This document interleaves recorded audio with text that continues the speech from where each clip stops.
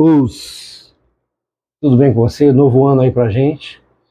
Novo ano de reflexões, novo ano de treinos, né? De dicas aqui e tal. Cara, vamos lá falar de mais um tema, né? Blusinha é legal, né? Uma serpente aqui, uma cobra e Buda. Legal, né? Cara, para variar, como nas lives, mais um ano se inicia e a gente sabe, né, que vai ser mais um ano aí com alguns conflitos, porque o pessoal não muda, né? Quiser aí que eu até torço para que mude, mas acho que é uma coisa gradativa que virá com o tempo, né? E é importante ressaltar, né, que o certo é a gente fazer o nosso, faz o nosso, entendeu? Você faz o seu, né? Eu faço o meu e tal.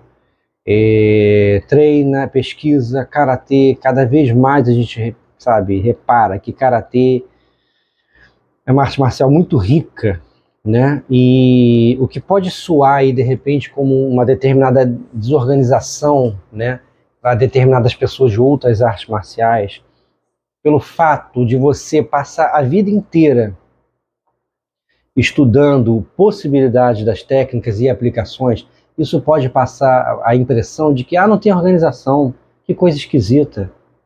Poxa, quando a gente vai estudar o judô, tem as quedas e as variações são apresentadas logo, o jiu-jitsu é a mesma coisa, inclusive o pessoal fala que no solo vai nascendo, né, variações, etc. E realmente, cara, realmente, cada arte marcial tem o seu panorama técnico, tem a sua maneira de ser ensinada, e quando a gente fala de karatê, né, existem algumas coisas para a gente pensar, né? Quais? Você me perguntaria. Bom, vamos lá. Eu canso de falar. O karatê ele foi ensinado, talvez aí dos anos 60 em diante aqui no Brasil, de maneira mais aberta, mais oficial. De uma maneira era muito mais bruta, tá? Uma aula de comitê, o pessoal fica aí e querendo ridicularizar o negócio. Mas em pé você resolvia ali a questão, né, direto em pé, você resolvia a coisa de uma maneira muito forte, não tinha luva, era mão crua mesmo, né? E vamos falar a verdade, a japonesada botava os caras para se surrar mesmo, para se surrarem ali mutuamente e ficava naquilo ali. Então, o que a gente percebe, né, é que ele era ensinado de uma maneira para deixar o cara apto à realidade, mas inicialmente não tinha um refinamento, tá? Aqui já havia realmente o judô e o jiu-jitsu. O jiu-jitsu, como a gente sabe, nada mais é, né? O jiu-jitsu que se desenvolveu no Brasil, chamado de jiu-jitsu, né? Ele nada mais é do que a primeira versão do judô, que contava com aquele neoasa todo. Então, alguns nomes do karatê, né? Alguns nomes fortes do karatê, da velha guarda, gente já falecida, né? Tem gente viva e tudo. Eles já sabiam judô, jiu-jitsu, né, capoeira, outras artes marciais. Então, a ideia de você ter um panorama mais completo em termos da arte do combate físico é uma coisa antiga. Não acreditem que isso nasceu de Marco Ruas em diante, não. Não, a necessidade de misturar para encarar ali o jiu-jitsu, não sei mais o que, não. Isso já havia, né? Eu fui aluno durante alguns anos do Dojang de Taekwondo do mestre Nanholi, e ele era um cara que não só era altamente graduado no Taekwondo, oitavo Dan, lá, grão-mestre, como, se eu não me engano, era quinto, alguma coisa assim, de Hapkido, quarto grau de louva-a-Deus, né? Não lembro o grau no judô, já tinha boxeado, era um cara experimentado, um cara grande, forte, né? Conheceu o mestre Flávio Molina, que teve total envolvimento com o nascimento aí desses desafios do jiu-jitsu, né? O mestre Flávio Molina foi um grande taekwondista que passou o que a gente chamava aqui no Rio de Janeiro de boxe tailandês, né? E ele treinava ali o próprio Marco Ruas, né? eram muito amigos e tal, os dois treinavam juntos e tal. Eu acho que o mestre Flávio Molina ali era mais graduado no taekwondo do que o Marco Ruas, né? Se tornou também um mestre, né? Da arte de lutar, não é? Nunca foi qualquer um, né? O Marco Ruas sempre foi um grande lutador ali na prática, né? De pá, bater, pum, né? Bem legal, bem legal. Mas é o jeitão realmente buscando ali no box, né? Que é o que eu te falo, é o que eu falo aqui nesse trabalho. Muita coisa de lá para cá ficou exposta, né, na mídia com relação à eficiência das técnicas do soco do boxe, pá, né, que são diferentes dos socos do karatê, socos do kung fu, tão explorados no cinema, né, e em qualquer visita que você fizesse num dojo de karatê. Eu não sei como era naquela época com relação ao taekwondo da ITF, mas já era, mas você vê hoje, você vê um kamae, né? Na nossa linguagem, né? Kamae do boxe, um taekwondo da ITF e os socos curvos do boxe, tá? Pá, pá, eles têm todo aquele jogo, tá? Mas no que seria o kata deles, né? Eles socam em linha reta também. Então eles conhecem, né? As técnicas que existem no karatê e conhecem técnicas de boxe. Como foi a introdução, não sei, eu nunca pratiquei. Inclusive, lamentavelmente, o taekwondo da ITF, porque quando eu fui procurar taekwondo, eu achei que era o taekwondo que o meu pai havia praticado também, né? Que era esse justamente, né? Que o mestre Udi veio ensinar, que o mestre Rodney, né? Acho que é Rodney Américo, também ensinava, né? Rodney Américo deu aula, foi o primeiro, acho que aluno do mestre Udi no taekwondo lá e tal. E ele ensinou também até para o pessoal do Carson, né? Do Carson Gracie, mestre Carson lá. Naquela época que eles foram lutar, vale tudo na época, né? Então você vê que eles buscaram, né, outras artes marciais para conhecer, coisa que realmente não aconteceu por parte de adeptos de outras artes. Por quê? Voltando ao início do papo, quando o karatê aqui chegou, a porrada comia, eu já falei isso, né? Tanto que hoje em dia grandes veteranos aí olham os exames de faixa, sacaneiam todos nós, né? Avacalham dizendo que faixa preta de hoje não é a mesma coisa que do passado, não sei mais o que, mas a culpa é de quem? É do aluno? Né? Aí você fala, pô, volta com a aula que você acha que é realmente o karatê autêntico lá. Pá. Aí o que acontece? Não, se bota uma aula como era no passado, vai esvaziar a academia. Aí eu pergunto, peraí, como é que vai esvaziar o dojo? Se essa geração adora uma pancadaria, adora ver sangue, adora, entendeu? Não, tem que ter o Mawashi Imp, o Yoga. O pessoal gosta mesmo, né? Acho que eles querem quanto menos limite, né? Quanto menos limites, até no plural, houverem ali sabe, na luta, houver ali naquela luta pública, mesmo que esportiva, melhor. Quer dizer, não interessa se o cara vai, sabe, estraçalhar o outro. O negócio não, mas tem que ter realidade, senão é que a gente vai medir isso aí, ver se o negócio funciona. Quer dizer, caraca. Sabe, são coisas assim que, naquela época, mesmo na época que a pancadaria, sabe, pegava pesado lá nos dojos dos veteranos, havia um determinado cuidado. Determinadas técnicas não entravam no dia comitê. Bom, pelo menos se a direção do dojo fosse séria, né? Eu não sei, Brasil afora, quando começou a, tá? Por quê? Porque o brasileiro é muito jagunço, né, amigo? Porra, o brasileiro é bruto pra caramba. Se desenvolve? Se desenvolve. Mas é aquilo, eu volto numa entrevista que eu li há anos atrás, eu não sei se ainda era nos anos 90, com aquele mestre de taekwondo que mora nos Estados Unidos há muitos anos já, o André Lima, e ele falava, eu tenho alunos brasileiros, ele é brasileiro, e americanos. Os americanos são muito técnicos, tá? Então, sabe, eles correm atrás de entender a técnica, isso e aquilo. Os brasileiros não são tão técnicos, mas são mais com raça. Falei, essa é a diferença. É bom, é. Mas eu não acredito que a arte marcial seja se jogar, né? Ah, vou dar porrada desse cara. Ah, não, cara, vamos estudar técnica, até você se poupar a tua integridade física. Você só vai sair mais inteiro se você tiver uma noção legal de distância, você tiver um reflexo bom para defender, né? Não pode ficar pensando, né? Eu acho que o mal do karatê, de karateca, do pessoal do Kung Fu, é querer fazer a coisa bonitinha. Não, faça do jeito que dá para fazer. Treine de uma forma, cara, que fique instintivo aquilo ali, fique uma coisa assim que vai fluir. Cara, vai dar o soco, você vai defender. Pá, pum, defendeu, bateu. Não pense em fazer. Não, esse é o mal, cara. Na naturalidade, pá, pá, pum, entendeu? Vai sair normal, cara. Pum, você vai defender aqui teu rosto, pá, pá, pum. Ó, Mayudei Hineruki, Nagashi. Pum. Aqui, ó, com Kizami, pá, pum. Entendeu? Então, cara, para pra pensar nisso.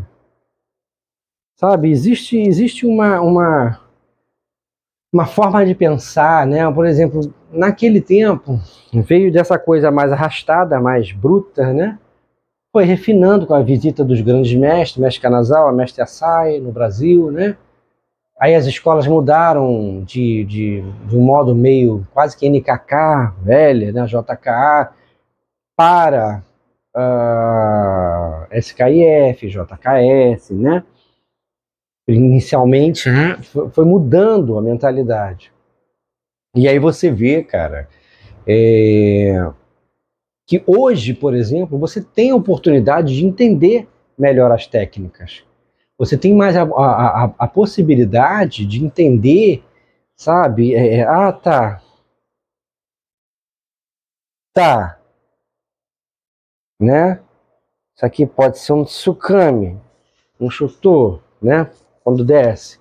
Esse aqui pode ser, ao invés de tsukami, pode ser também um shihon e um tenagashi aqui, ó. Pá. E aí que entra o chutor na diagonal para bater no pescoço, não só uma defesa, quer dizer, você tem isso mais mastigado hoje em dia, sabe? E em termos de karatê, é difícil você definir karatê é isso ou isso. Não. Até os mestres japoneses antigos, tá? Como o Sakai Buzuki, né, e alguns da própria Universidade de Keio, assim como pessoas de Okinawa, falam a mesma coisa. O kata, o estudo do kata, ele é aberto, do bunkai, né, das aplicações. Você vai estudar a vida inteira e ver possibilidades. Estava ouvindo de um colega também, faixa preta, que no Kung Fu, pelo que ele conhece dos colegas, a coisa é diferente. A aplicação é essa e essa. Não tem tantas variações. Eu não posso falar com propriedade se ele está correto. Tá? Não sei se... Eu não posso falar. Eu nunca, depois de mais velho, estudei qualquer coisa de Kung Fu oficialmente. Tá? Em termos de ir para uma escola e estudar. Seja o estilo que for. Então, eu não posso falar, né? Eu tive uma básica noção do que eram os caminhos chineses em casa, tal. Fiz talvez 2, 3 meses, ainda criança, né, do Shaolin, do mestre Wu Shaoxiang aqui no Rio de Janeiro, mas era muito novinho, havia dificuldade da distância, né? Eu ia e voltava sozinho, devia ter ali 11 anos, talvez 11, 12, por aí. Era no centro da cidade, né? Eu morava próximo ao Meia, né, no bairro chamado Caxambi. Né?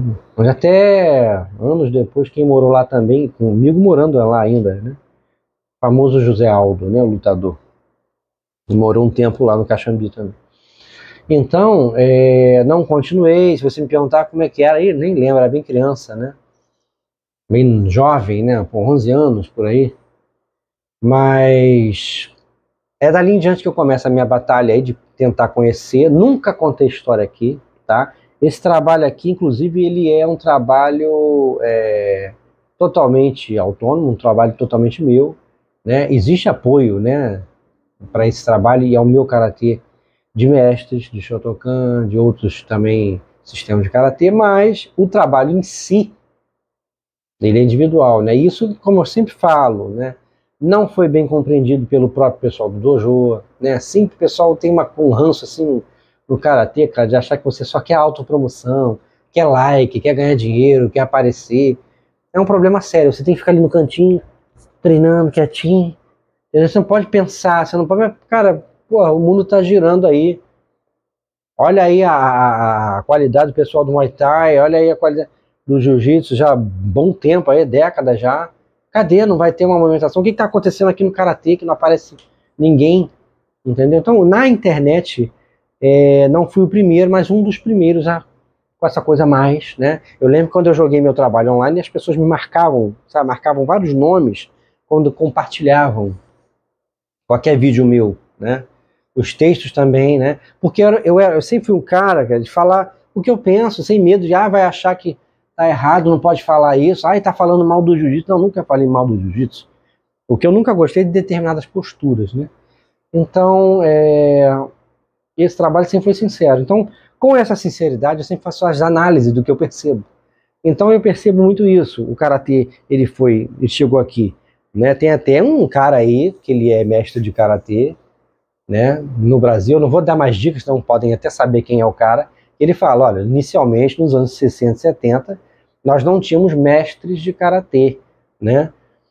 Nós tínhamos faixas pretas, japoneses, tá? Se referindo aos japoneses. E isso aí não sou eu que estou falando, era um famoso faixa preta que tá para lá e para cá no Rio de Janeiro, né? Ele gosta muito do âmbito competitivo e ele fala, olha, nós tínhamos faixas pretas, mas não tínhamos mestres de karatê. É o cara que falou. Né? Tem um famoso comunicador aí de karatê também, né? Que, inclusive, volta e meia quando pode vai ao Okinawa, né? Ele falou, né? Vocês quando viram meu exame, vocês viram aí que não é um Dil-Comitê como a gente conhece no Brasil, mas no Brasil é assim assado. Aí contou lá, falou que existe uma expressão no Japão pro tipo de Dil-Comitê que a gente faz aqui no Brasil desde o início, que tem um tom mais de desafio, por isso que é muito mais porradaria do que o Dil-Comitê que ele apresentou no exame dele. Se a conversa fiada, eu não sei, foi o que ele falou.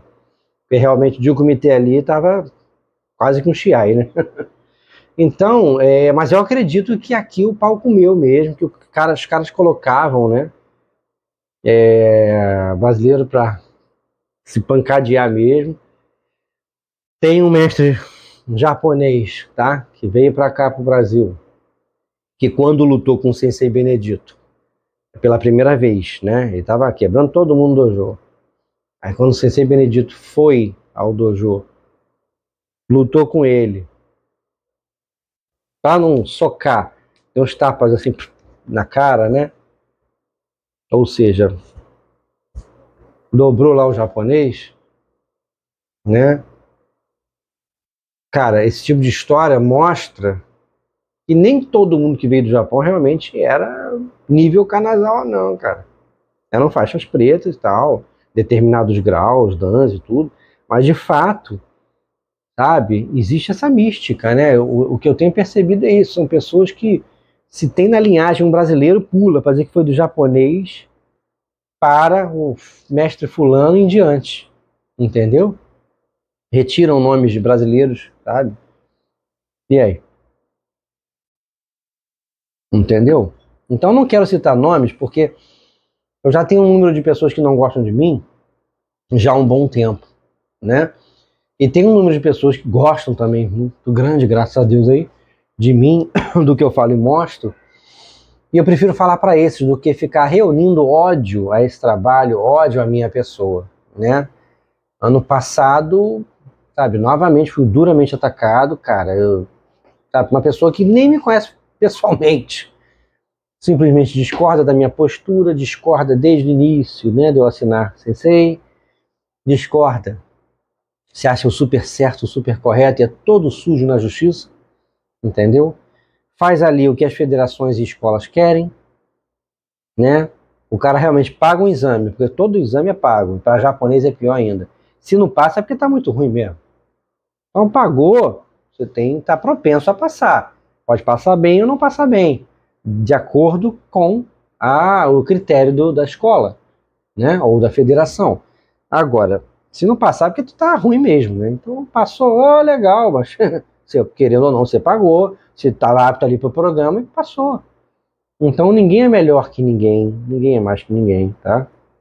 Infelizmente, as pessoas no karatê não tocam as suas vidas, né? Elas começam a avaliar os outros o tempo todo, né? Deixa eu ver se o pezinho desse cara aí tá errado, peraí.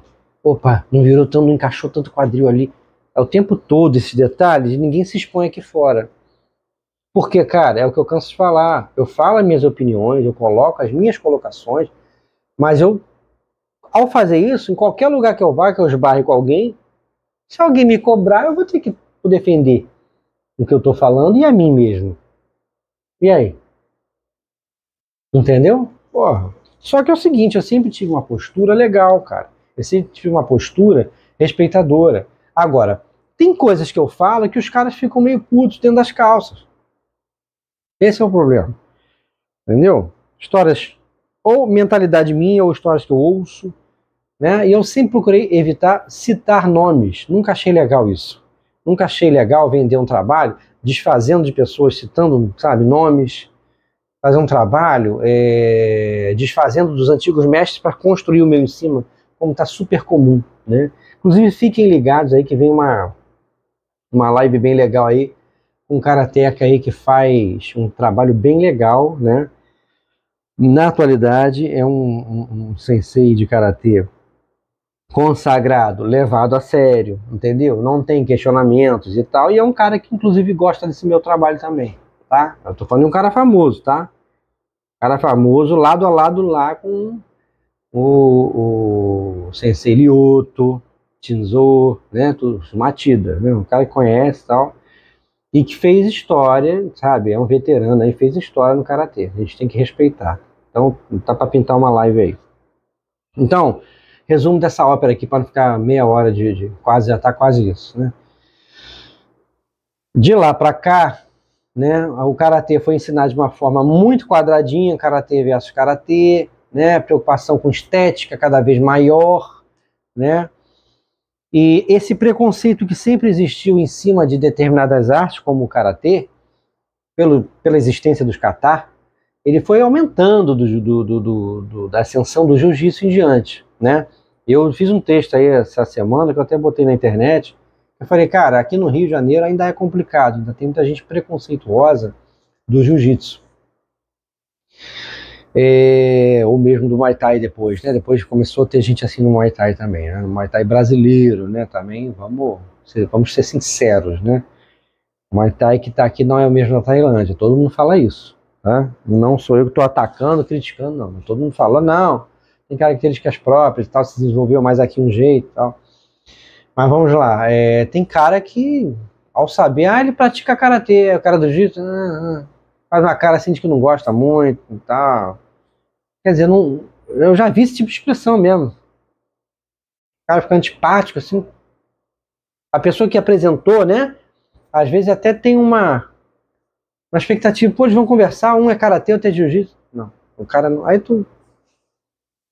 Entendeu? Complicado, né? Certa vez eu conheci um irmão de um faixa marrom, né? Inclusive faixa marrom lá do dojo do Sensei Sadamo Ryu, né? JKS, tudo. Gente finíssima ele, tudo. Ele apresentou o irmão dele. O irmão dele era apaixonado por jiu-jitsu. Tinham treinado acho que 1 ou 2 meses só. O cara veio dizer que karatê não funcionava. Pô, o cara é faixa branca de jiu-jitsu, cara. O cara é um apaixonado apenas. O cara veio desrespeitar. Tá, faixa preta ali presente, está sendo apresentado no mesmo dia. Porra. Claro que eu não quebrei o cara, mas eu falei, é isso aqui, eu faço aqui, ó. Às vezes com aquela cara assim meio. Aí ficou puto da vida, né? Uma cara de insatisfeito. Falei, pô, aqui, ó, posso pegar, posso fazer aqui, posso aqui, ó. Aqui, já viu isso aqui, aqui, ó. Fiz um monte de manobras de técnica ali que ele nunca viu. Mas não pensa que karatê é só aquilo ali. Existem outros aspectos, outras abordagens, como o próprio Shotokan, que não são muito treinadas há décadas, né? E nem foi tão incorporado ali, mas a técnica em si está ali dentro. E eu acho que a gente vive uma época justamente disso. A gente vive uma época de reviver técnicas mais marciais que vão pegar, vão bater, vão, sabe? Ah, mas aí vai aparecer o Etiryu, o Goju-Ryu. Não vai aparecer. Porque o cara tem essência, na sobrevivência é um só.